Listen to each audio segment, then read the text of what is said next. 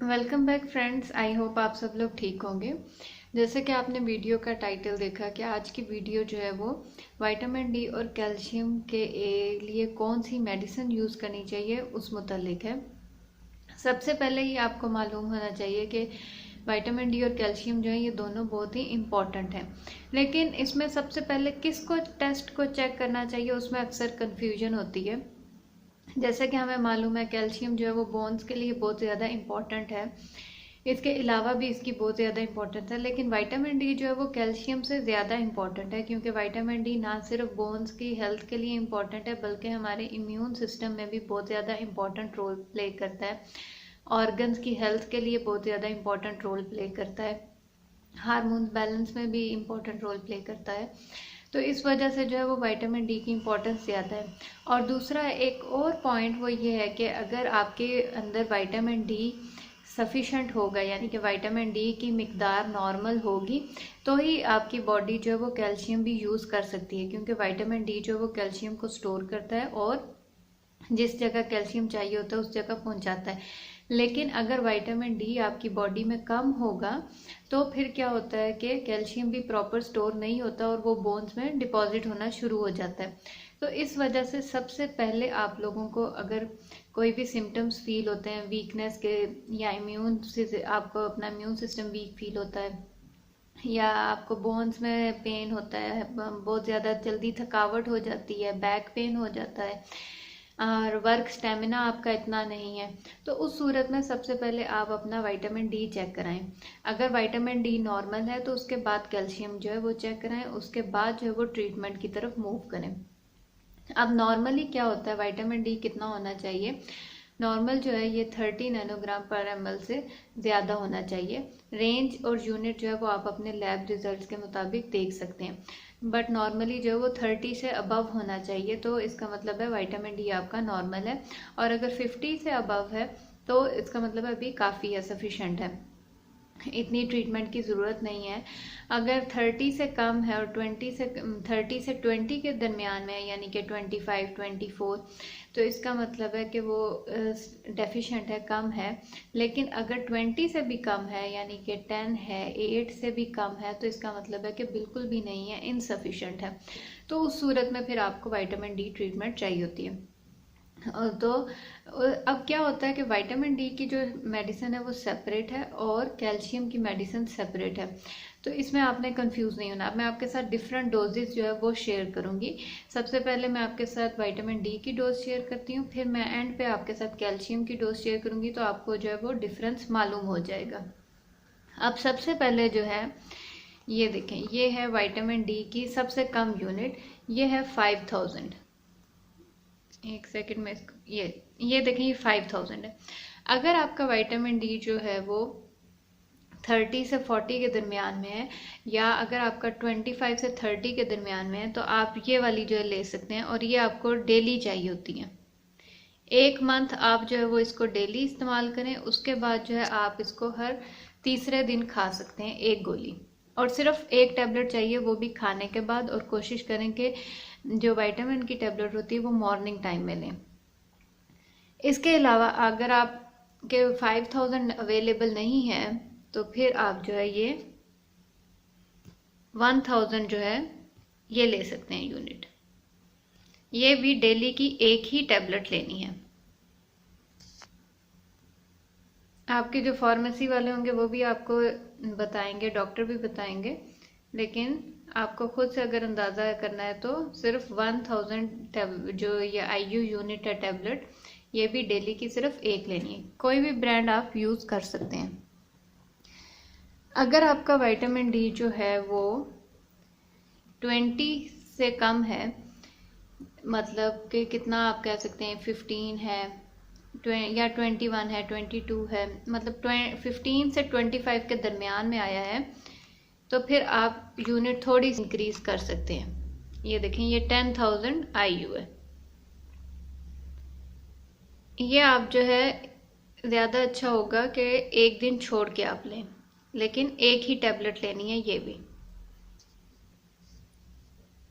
और मॉर्निंग के टाइम पे खाने के बाद डेली की एक टैबलेट। अब ये देखें यूनिट बढ़ती जा रही है, 10,000 आईयू।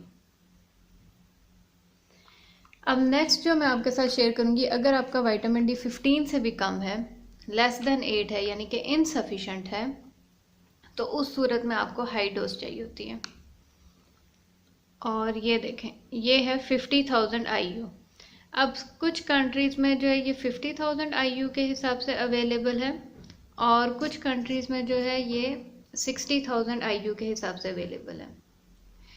तो अगर ये 50,000 IU के या 60,000 जो भी अवेलेबल है, तो आपने ये याद रखना है कि ये जो टैबलेट है ये वीक में एक दफ़ा खानी है, यानी कि आप, और वो भी मॉर्निंग में खाने के बाद। अब ये आपने किस तरह आप कैलकुलेट कर सकते हैं, आप अपना हिसाब रख सकते हैं। अगर आपके संडे ऑफ है तो आप संडे के संडे ले लें, हर संडे एक टैबलेट, और ये एक बॉक्स में तकरीबन 8 टैबलेट्स होती हैं। ये देखें लिखा हुआ भी है 8, तो सिर्फ आपने ये एक ही खाना है बॉक्स, यानी सिर्फ ये 8 टैबलेट्स ही लेनी है। और ये अगर आप संडे का संडे हिसाब रख लें, या फिर आप जो है वो कर लें Friday to Friday, Saturday to Saturday, मतलब आपकी अपनी कैलकुलेशन पे कि आपको कौन सा कंफर्टेबल डे है, तो उस डे पे आपने जो है ये लेनी है एक टैबलेट नाश्ते के बाद 50,000 IU वीकली। इससे पहले जो मैंने शेयर की थी 5,000 और 1,000 वो डेली बेस पे थी, 10,000 जो थी वो आप एक दिन छोड़ के, और ये 50,000 जो है ये आपने वीक में एक दफ़ा लेनी है। और अगर आपका विटामिन डी जो है वो बहुत ज़्यादा कम है, यानी कि 15 से भी कम है, तो आपने ये इस यूनिट पे जाना है, और फिर उसके बाद आप अपना दोबारा जो है वो चेकअप कराएं कि आप विटामिन डी नॉर्मल हुआ है या नहीं हुआ उसके, क्योंकि आपने कंटिन्यूस नहीं खाना है, क्योंकि विटामिन डी अगर 100 से अबव हो जाए तो वो टॉक्सिसिटी स्टार्ट हो जाती है, बॉडी के लिए वो टॉक्सिक हो जाता है। तो इसलिए कोशिश करनी है ओवरडोज नहीं होना। ये जो मैंने आपको जितनी भी टैबलेट्स बताई हैं, जब ये आप खाएं तो उसके बाद एक दफ़ा ज़रूर अपना विटामिन डी लेवल चेक कराएं। उसके बाद फिर आप डिसाइड करना है कि अभी मज़ीद ज़रूरत है या नहीं है। अब मैं आपको दिखाती हूँ कैल्शियम की। अगर विटामिन डी नॉर्मल आता है लेकिन कैल्शियम कम है, यानी कि नॉर्मली कैल्शियम कितना होता है 8.5 से 10.5 मिलीग्राम पर DL होता है, कुछ लैब्स के हिसाब से रेंज डिफरेंट भी हो सकती है। अगर आपका 9 से अबव है तो इसका मतलब है नॉर्मल है, लेकिन अगर आपका 9 से कम आ रहा है 8.3 8.4 तो इसका मतलब है कि वो लो साइड नॉर्मल है। तो उस सूरत में आप जो है वो कैल्शियम की टैबलेट ले सकते हैं। लेकिन उससे पहले जैसे मैंने आपको बताया कि सबसे पहले इन दोनों में विटामिन डी को ही चेक करना होता है। अगर विटामिन डी नॉर्मल है तो फिर आपने जो है कैल्शियम के चेक करना है, लेकिन अगर विटामिन डी की कमी है तो सबसे पहले आपने विटामिन डी की ट्रीटमेंट लेनी है, उसके बाद आपने कैल्शियम की तरफ मूव करना है। अब डिफरेंट ब्रांड्स अवेलेबल हैं, लेकिन ये मैं आपके साथ शेयर कर रही हूँ ऑस्टियोकेयर, ये सबसे one of the best brand है वाइटाबायोटिक्स का कैल्शियम के रिलेटेड। अब ये देखें, इसमें ना सिर्फ कैल्शियम है, इसके अलावा मैग्नीशियम भी है, विटामिन डी भी है, जिंक भी है। अब आप ये क्वेश्चन आपके दिमाग में आ सकता है कि इसके अंदर ऑलरेडी विटामिन डी है, तो फिर हमें विटामिन डी सेपरेट लेने की ज़रूरत क्यों है? तो वो इस वजह से है क्योंकि ये मैं कोशिश करती हूँ अगर क्लियर हैं होती हैं आपके ये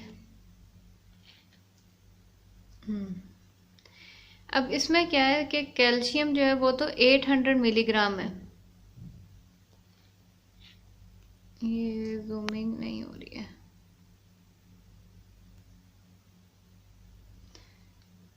कैल्शियम जो है वो 800 मिलीग्राम है, जबकि विटामिन डी जो है वो सिर्फ 10 माइक्रोग्राम है, यानी कि बहुत ही कम मिकदार है। तो बेसिकली ये टैबलेट जो है ये आपके कैल्शियम और जो बाकी मिनरल्स हैं मैग्नीशियम और जिंक भी 10 मिलीग्राम है और मैग्नीशियम 300 मिलीग्राम है, तो उसके लिए तो काफ़ी है, कैल्शियम के लिए, मैग्नीशियम के लिए और जिंक के लिए। लेकिन विटामिन डी के लिए ये टैबलेट जो है हेल्पफुल नहीं है, इस वजह से आपको विटामिन डी जो वो सेपरेट ही लेना पड़ेगा।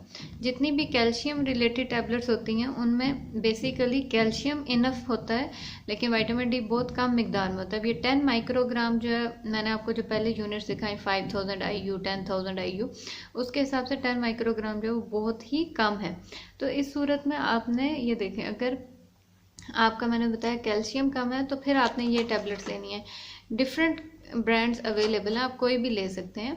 तो ये देखें, इसमें आपने कैल्शियम की डोज नोट करनी है। अब ये देखें, कैल्शियम इसमें तकरीबन 800 मिलीग्राम है, जो कि काफ़ी है, और विटामिन डी कम है। इस वजह से जो है आपने क्या कहते हैं, विटामिन डी को सेपरेट ही लेना है और कैल्शियम को सेपरेट लेना है। अब ये टैबलेट भी जो है ये डेली की सिर्फ एक लेनी होती है, और जब आपने अच्छा खाना खाया, अगर आप नाश्ता अच्छा कर रहे हैं या दोपहर का खाना अच्छा खा रहे हैं, तो उस खाने के बाद में या खाने के साथ भी ले सकते हैं। बेहतर होगा खाने के साथ आप ले लें, लेकिन रात के टाइम आप कोशिश करें कि कोई भी विटामिन डी या इस तरह की कैल्शियम टैबलेट्स ना लें, क्योंकि रात को हम लोग का बॉडी मेटाबॉलिज्म जो होता है स्लो होता है। इस वजह से बॉडी को एक तरह से ज़्यादा जोर लगाना पड़ता है इन टैबलेट्स को डाइजेस्ट करने में। तो कोशिश करें आप जो है वो सुबह के टाइम पे या ना दोपहर के टाइम पे खाने के बाद जो वो ये ले सकते हैं। तो ये थी कैल्शियम के मुतालिक, और उससे पहले जो मैंने आपके साथ शेयर की ये वाली, ये थी विटामिन डी के मुतालिक। तो अब आपको आई होप के कन्फ्यूजन जो है वो क्लियर हो गई होगी कि विटामिन डी और कैल्शियम की अगर हमने ट्रीटमेंट करनी हो तो इन दोनों की ट्रीटमेंट सेपरेट है। विटामिन डी की ट्रीटमेंट सेपरेट है और कैल्शियम की ट्रीटमेंट सेपरेट है। आप किसी भी कोई भी जो आपके अच्छे ब्रांड्स हैं आपके एरिया में, आपकी फार्मास्यूटिकल से आप पता कर सकते हैं, तो आप जो है वो ले सकते हैं विटामिन डी और कैल्शियम की डोज। लेकिन सबसे पहले आपने इनको चेक करना है, बगैर चेक किए नहीं लें। सबसे पहले अपना टेस्ट चेक कराएं, अगर ये कम है, आपकी बॉडी में इनकी कमी हुई हुई है तो लें, वरना आपको ज़रूरत नहीं है कोई भी टैबलेट अननेसेसरी लेने की। और ये जो है तकरीबन आप पहले 1 महीना ही लें, उसके बाद चेक कराएं, उसके बाद देखें कि ज़रूरत है या नहीं है, तो उस हिसाब से फिर अपनी जो है वो मेडिसिन को रोकना है या कंटिन्यू करना है, तब आप डिसाइड करें। तो आई होप कि आपको कॉन्सेप्ट क्लियर हो गया होगा विटामिन डी और कैल्शियम की ट्रीटमेंट का। अगर आपको कोई और इस टॉपिक के मुतालिक क्वेश्चन है या किसी और चीज़ की मुतालिक आपने पूछना है तो कमेंट्स में लिखिए। Thank you so much.